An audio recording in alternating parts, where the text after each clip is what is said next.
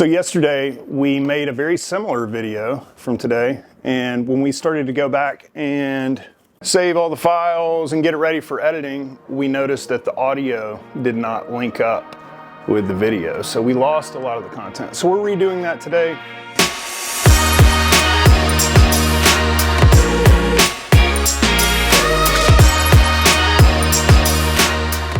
So the topic is, can you paint for the therapeutic value as well as be painting for profit at the same time? Can you use your painting sessions for self-therapy and to make money at the same time? Because those two things don't go together at first glance. Those things are very much opposite one another. The answer for me is yes, but I think for most people, that situation is going to be a little different. I feel super blessed to be able to do what I do for a living, much less be able to gain therapeutic value from it while making a living with it. There's not many industries where you can do both of those things at the same time. Most people have to pay insane amounts for therapy, and there's nothing wrong with that if it works, right? However, I actually get paid to pursue my therapeutic outlets, right? And when I first started painting, I wasn't really mindful of, oh, I'm doing this for therapy. You know, I'm doing it because it's my therapy. It kind of took me a while to figure that out, that there's massive therapeutic value in creating art or just the process of painting and creating. Well, after thinking about it a little deeper, there are other industries where you can gain therapeutic value from the thing that produces income for your business. Most of them are still considered like creative industries, right? Music would be a great one. A lot of musicians would say, yeah, it's super therapeutic to be able to play music and feel into my creation, while at the same time, you know, you're processing emotion, and you're also, if you're lucky enough, blessed enough to be able to get paid for it also, that's just crazy cool, realistically. Is that what it's about? No, it's not what it's about. As a matter of fact, when I started out, I learned my lesson pretty early on that you can't think about money when you're creating, because it changes the whole thing. It really does. And what that looked like for me, my personal journey, is like when I first started making money with my art, I had that moment where I was like, oh wow, I can make a living with this. And my strategy moving forward, starting the next day, was I'm gonna paint with the intention of selling this artwork. Well, that screwed the whole thing up for me. I took that mindset into the studio and I was thinking, what do people want to buy? Blah, blah, blah, blah. And that just changed the whole thing for me. It took me about almost a year to give up on that strategy. It was super frustrating. The art that I created was total crap. Nobody bought any of it. So the whole thing was kind of a fail in the moment. It wasn't a total fail because I learned from it. However, it was super frustrating, you know, and it got me really down on myself for a while. And I reevaluated the situation and was like, you know what? I got fed up with it. I was like, you know what? I'm just going to paint for myself again. Screw this. I want to paint for me and not worry about the money. I fell back into that routine where I was just creating for myself, and I really loved it. I really got a lot of value from the process and being able to decompress and turn my mind off and just tap into flow state and go and do the thing, right? And then the work started selling. All that work actually ended up making me money. So, but it's kind of funny. It's all about the intention that you bring into it. So I say this just because it's an interesting topic to me. I think there's a juxtaposition between the act of therapy and the act of making money. Those two things, again, don't go hand in hand necessarily, but they do. They so do. Now, I think the big takeaway for me and what I would tell the audience is the trick behind it is to not ever think about money. Keep that out of the process completely, because that whole thing is going to be after the fact you know? The whole transaction behind it, that's all after the fact anyway. I think just painting for yourself is super important. That's how it should be, you know? One of our last videos that was about the therapeutic value of artwork, specifically the video was about an exercise that I created around using fluidity and paint to be able to process emotion and help people heal from their trauma, specifically like people with PTSD, but also I think it can be used for many different mental illnesses. Anyway, that video, we got so much engagement and so much positive feedback from it that I can't like really not notice that. And I've been wanting to pursue the art therapy thing for a while. I've been looking into some certifications too. I've never been a big certification person. I didn't go through with my college degrees, even though I went to college. I'm more of a self-taught type person, right? But when it comes to mental health and therapy, it probably wouldn't be a bad idea to get some form of a certification so I can actually, you know, do the thing a little more in depth while keeping my authentic stuff in there as well. It's just a piece of paper, but maybe I'll learn something. I don't know. But I really want to spread the awareness of how impactful art can be for your mind and your mental health. So just not talked about enough. It's just not valued enough. And I think there's just not enough awareness around it. So I have a mission to spread that message and help people. Even if it helps just one person, the impact can be extremely dramatic, okay? And, you know, it's not about the end result. It's all about the process. I know in the last video, I think I said process at least 100 times, but that's what it's about. It's about the process. It's not about the end result. Another way to say it is about the journey, right? And I think that one of the big reasons that people don't give this thing a shot to begin with is because they think they're going to be really bad at it. I think a lot of people have a fear that they're just not good enough to even try, and that makes sense. But what they don't know is that it's not about how good you are at it. It's not about the end result of the painting. Again, it's about the outlet and the act of painting itself, because that's where the therapeutic value is. Now, if it ends up being some beautiful, awesome piece of work that you're proud of, that you can hang in your home or give to someone, that's icing. That's just a plus. In our last video, we asked people to help come up with a name for the exercise. And one of my favorites, I don't even know who posted it, but one of my favorite comments, they gave us the name Erase and Replace. I really liked that one, but I also liked a bunch of the other names too. This whole exercise around using artwork for therapy, it's very much correlated with the topic of neuroplasticity and the brain's ability to remap itself. I'm just fascinated with the brain and neuroplasticity in general. It really excites me. The topic is just an intriguing topic to me. And, you know, a lot of people will tell you that, you know, you're born with a certain amount of brain cells, or basically you'll never be able to create new brain cells or neurons. So when they die, they die. And there's some truth to that, right? There's a lot of truth to that. However, your brain can heal itself through its ability to remap and rewire itself. Another way to say this is it creates new neural pathways, which essentially, the way I look at this, it's basically like, I like the analogy of walking through the woods. If you've walked the same path in the woods your whole life, you know that path. Like in the forest, like all the underbrush is gone. It's like a very defined path. You can see it, right? Because it's been walked with heavy traffic for a long time. You don't even have to think about it because you've walked this trail in the woods your whole life, right?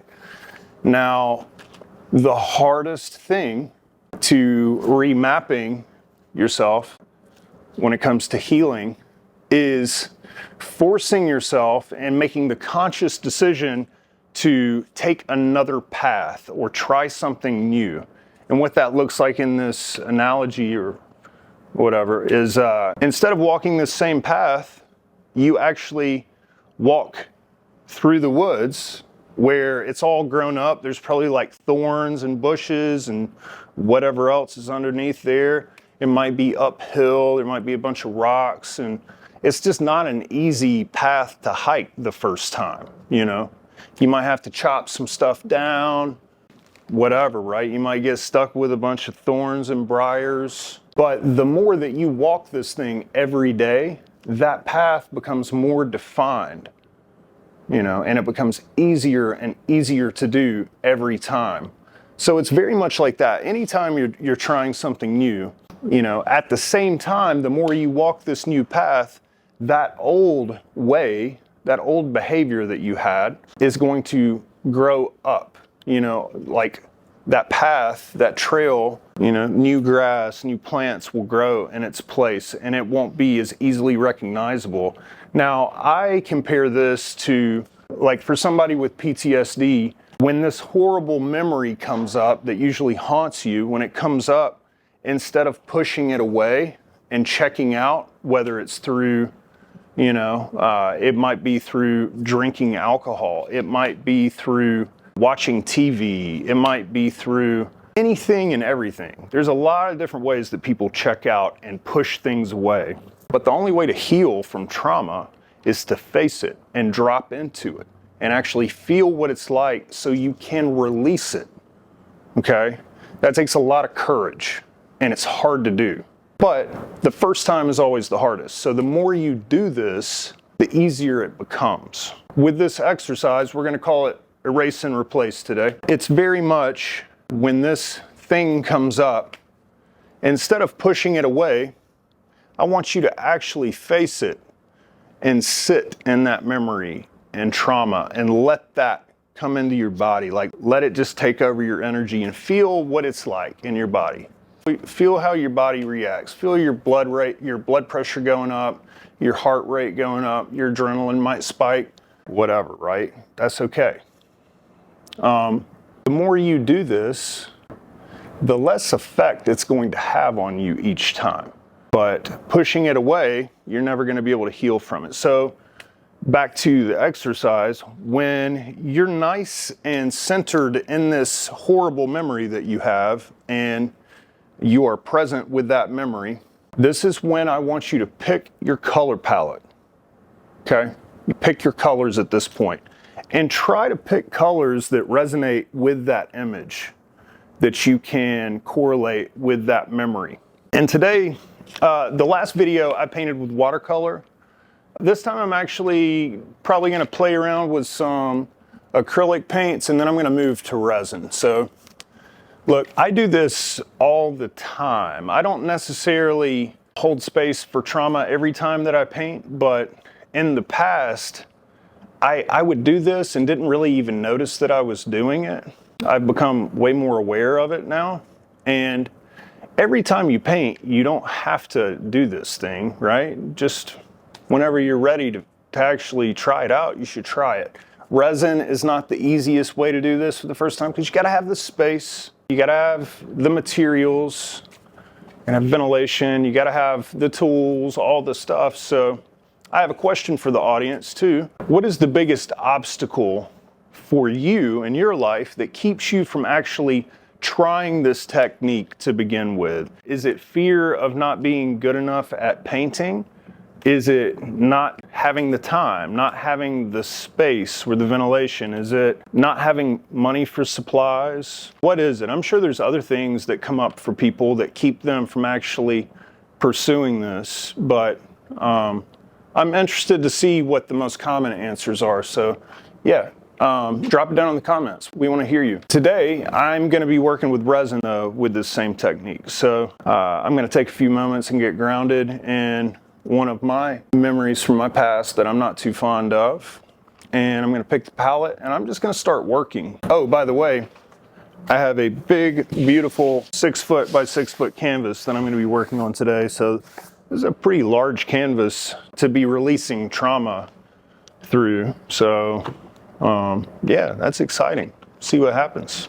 By the way, if you didn't watch the last video, I should probably explain this exercise a little more in depth. The idea behind this is you hold space and lean into your trauma, allow yourself to process the trauma while you pick your color palette. And then as you start to work with the canvas, you're still holding that memory in your head. And then somewhere along the lines, you disconnect from the trauma, you let it go and just drop into having fun with the creation. And then over time, the more you practice this, you are going to basically disassociate with the negative side effects from this memory. And the idea is that it is replaced by a positive energy, something that is more in tune with healing and releasing the trauma. And, you know, if the art ends up being something beautiful in the end, that's great. But if it doesn't, that's not what it's about. So it's okay if it ends up ugly or not to your liking, you know. At the same time, if you do want to make something that you're proud of, I would say just keep working on it, you know. It's okay to layer over artwork. I do it all the time. I used to do it even more when I was first getting started on my journey because I didn't have an infinite amount of canvases to work on. And yeah, so the idea behind this is being able to desensitize the symptoms of PTSD or trauma over time by using paint. You know, you can also use other mediums to release trauma, but they all involve some creative outlet. At least in my mind, these exercises do. So I'll continue to explain this as we go through, but I wanted to at least recap that for anyone who didn't watch our last video. Some just straight up black paint. I know I do somewhere. Oh, here we go. That's not black, but it's close. So I'm just getting prepped. I'm gonna do a base coat, and then I might just move straight into resin work even before it dries. Might not. We shall see. So yeah, basically, I'm just gonna start finger painting, you know? You don't have to be some like crazy, prolific, super talented individual to do this thing, by the way, okay? And, you know, obviously, anything that you practice, you will get better at. So you should expect, if you've never done this before, you should expect to be pretty bad at it. I don't say this to discourage you. I say this to encourage you to step into it and have realistic expectations of what you're going to get out of it. And again, the thing that you're going to get out of it, hopefully, is going to be a release from this thing that haunts you and this thing that basically keeps you shackled to anxiety and fear and all these like horrible emotions and symptoms of mental illness. And I think everybody, whether you're diagnosed with PTSD or some other mental illness, I would say almost all human beings have dealt with some form of trauma in their past. And to what extent and what degree, that's going to vary, of course. But the point is, I think that almost anyone can benefit from trying their hand at artwork, just with the intention of making their life better.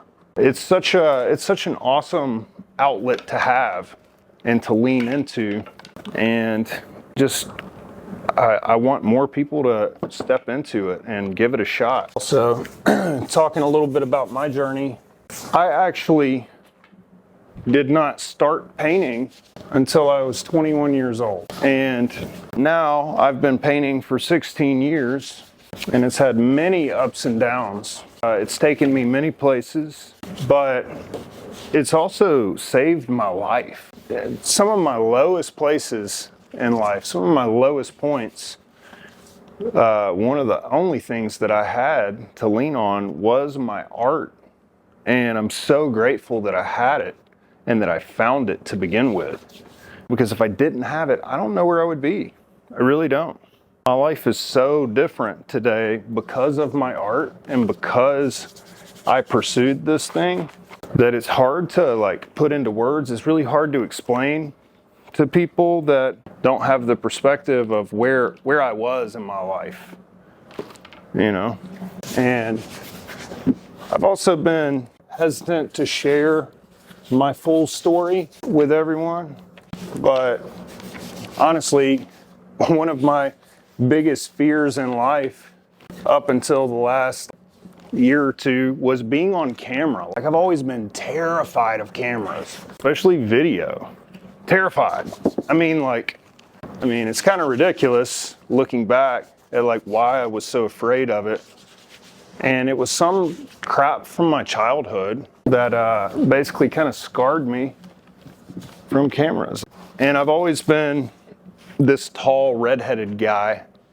Even when I was younger, I was really tall and still redheaded. So I never was able to really hide or blend in. I've always been somebody who sticks out. And when I was younger, I really hated having people's eyes on me, and being seen was a terrifying thing. It just made me so uncomfortable, and I was always extremely shy when I was younger. And now, like, one of my daughters is very much the same way that I was in that sense, and I see it. And in my adult life, it became this crippling thing for me where I missed opportunities because of it and wasn't really able to socially engage with people like I wanted to. And just, it became this handicap in a way. And it was all because of fear, this fear of being seen that I had, which is like really kind of ridiculous looking back now. Like, I wish I would have conquered it earlier in life, but just grateful to have actually decided to do something about it. And the YouTube channel has been extremely useful for me to like get rid of that, those hang-ups with that. That's just one tiny example of something I dealt with in life. It's a very small example, but I'm very much into personal growth and development and facing your fears and just leveling up and cutting ties with things that hold you back in life or keep you from being happy. So I think art is an extremely useful tool for personal growth and development, as far as like being able to dive within and really like, tap in to yourself and like who you are. So also, I've never really been a teacher, okay? Never really wanted to be a teacher necessarily, but I still have this calling to help spread awareness on this topic and help people, tap into the healing powers of art. And I realized that in our region here in Northwest Florida, in our local area specifically, we are sandwiched between two military bases, two of the largest military bases, Air Force bases, Eglin and Tyndall. So we have a lot of people who struggle with PTSD and addiction and a lot of other mental illnesses. It's pretty common, but it's also common all over the place. It's not just here. But I've been thinking about holding some workshops here locally for vets and for other people who are struggling with PTSD and struggling with some of these things that want to try this art thing out. And so I think I'm going to actually do that here soon. Now I have the space for it. I think it would be really cool to just do it for free, not charge anything for it, and just have a workshop maybe once a month where people can come and experience painting and yeah, hopefully find some relief and find some value in it. Because the alternative, there's just not a lot of tools out there for therapy that are actually fun to use and tap into. You know, fun is, that's just icing on the cake. You know, at the end of the day, if something works, it works, right? But if you can find something that works and something that is fun to do, you have a combination there that is extremely powerful. Healing and fun at the same time. Can you heal and have fun at the same time? Yes, you can. And that should answer your question right there. Like, should you try this thing? If you're struggling with something, I think the answer is clear, right? What do you think, Mikey?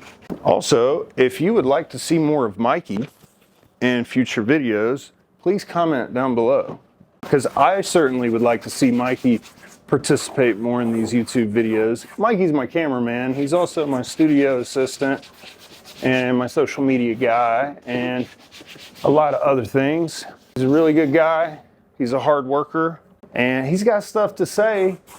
I just got to get him comfortable with being on camera. So yeah, if y'all could give him a little encouragement, I would appreciate it. You said that last video. Yeah, well, I'm gonna keep saying it. Every once in a while, you'll hear Mikey say something like that just then.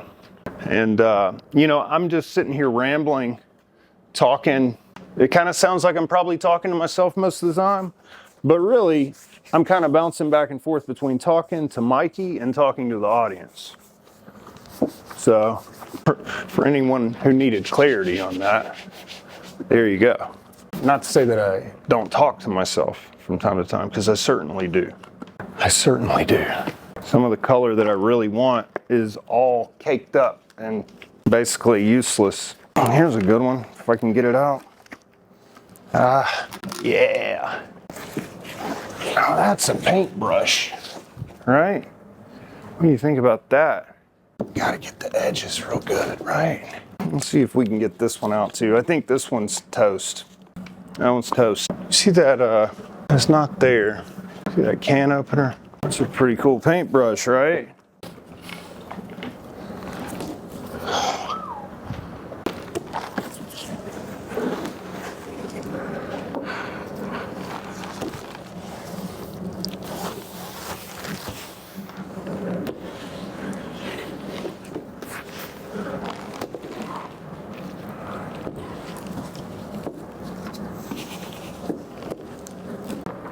Yeah, you know, creating art is just, it's just good for the soul, you know? It makes me feel alive. It makes me feel, something, you know? Like if I don't paint for a long time now, I start to feel kind of crazy and caged up and bottled up. And honestly, if I'm being honest,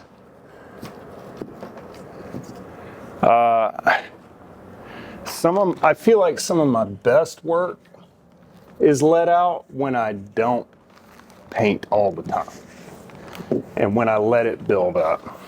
But it makes sense because it's just tension. It's like life's tension building up. That's what it is.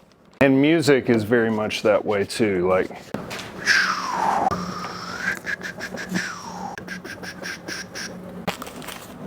yeah. You know, I really am enjoying painting with color. So much fun. It really is. I really want to see more of it start to move and sell though. So here's some exciting news, you know. Ever since like the last probably 2 months, I've started painting with neon and a lot more color. I've probably only painted 6 or 7 paintings in the palette. Super vivid neon paintings. And as much as I enjoy it, I was starting to wonder like if I should tone that back and start painting in more of the palettes that I know sell really well here to go with some of the more like coastal design themes. Tried and true, right? Because I do operate a business, you know. And then just as I was thinking that, this thing sold.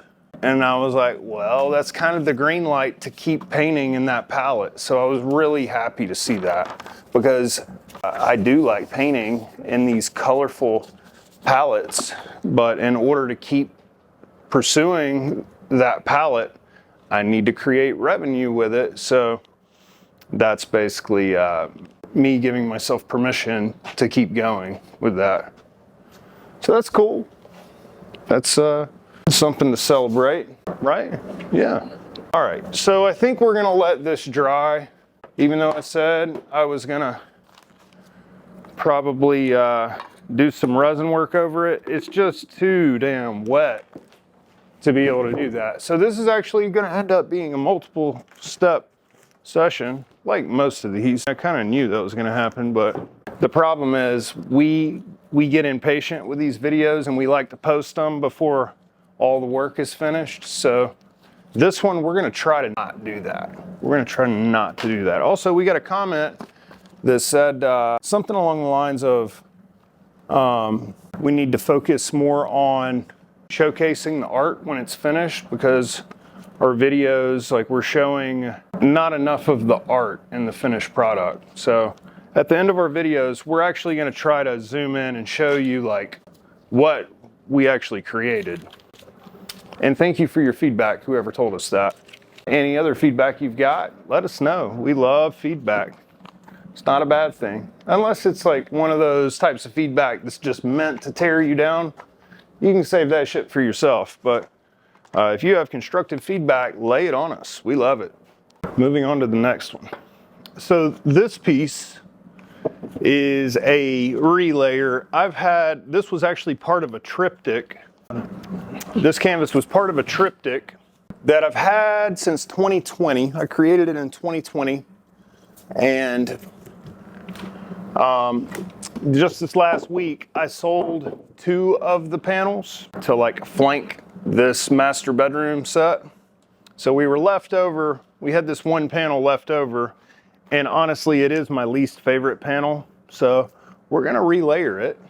And when I say we, I mean me, but Mikey's gonna film it. I'm gonna relayer this other canvas. Now, just for clarity, I'm no longer really working on releasing trauma. That was the other canvas. I was working more on something intentionally there. This one, I'm just gonna relayer it. I'm not really even thinking, you know? And I'll probably actually do something neon over it. Maybe not. I think I might actually just do something a little more mellow and not neon. Also, again, for anybody who wants to know what type of materials we use, we've got it all linked down below. Everything from black diamond pigments to the types of resin we use. We use art resin, we use stone coat resin. We use a lot of different types of paints and pigments. Check it out, all linked down below. And also, if you want to learn the business behind an art career, you know, you can find a lot of content out there that'll teach you how to paint and, like, you know, art lessons in general. But as far as like teaching you the business strategy behind selling your artwork and how to get started, how to get exposure, how to get your first sales, how to price your artwork, all the little nuances of creating a career using your artwork, you should go check out my ebook. It's available now. It's linked down below. It's called The Entrepreneur's Blueprint. And I have basically listed all of my lessons that I have learned the hard way, as well as from mentors and coaches on my journey. There's a lot of really great content in there, so go check it out. It's called The Entrepreneur's Blueprint, linked down below.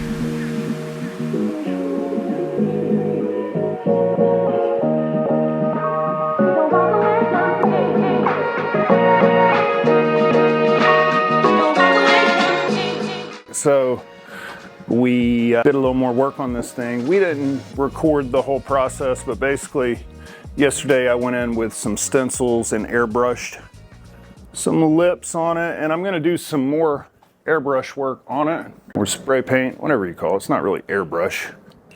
But yeah, I really want to start working with form a lot more, so I'm gonna do that. Anyway, we're gonna tilt this thing up and show you what it actually looks like now that we got it off the table and it's straight up and down. I'm not sure which way this thing is actually gonna go on the wall, and it's not done yet. Still gonna get some more layers, but the thing is, it's already so heavy. I'm afraid to add a lot more resin to it, even though I am gonna add probably at least 1 or 2 more layers of resin on it. I'm gonna focus on a lot more airbrush on this one, a lot more spray paint, stencil work, stuff like that. And, but yeah, this one's a little different.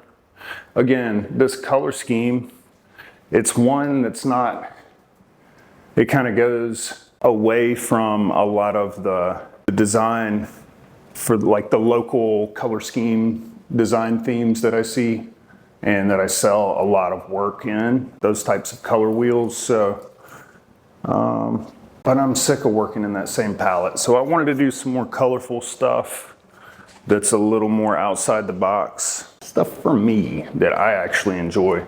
I definitely have the mindset of, I think it's like from Field of Dreams, the movie Field of Dreams. If you build it, they will come. It's kind of the same thing. If I make the art, the buyer will appear. So, not that I'm really thinking about that in the forefront of my mind when I'm creating. However, it typically always works that way, you know? And in the past, I have always like really wanted to paint bigger canvases and go bigger with my creations. And a lot of people have told me, you know, like maybe you should do more medium-sized pieces or more like smaller pieces. It's like, okay, yeah, that's probably sound advice, but at the same time, I don't like painting small canvases. I like working on bigger pieces. And like I said, eventually the buyer will step forward, the people who do have the big walls. So anyway, it works for me. If you build it, they will come.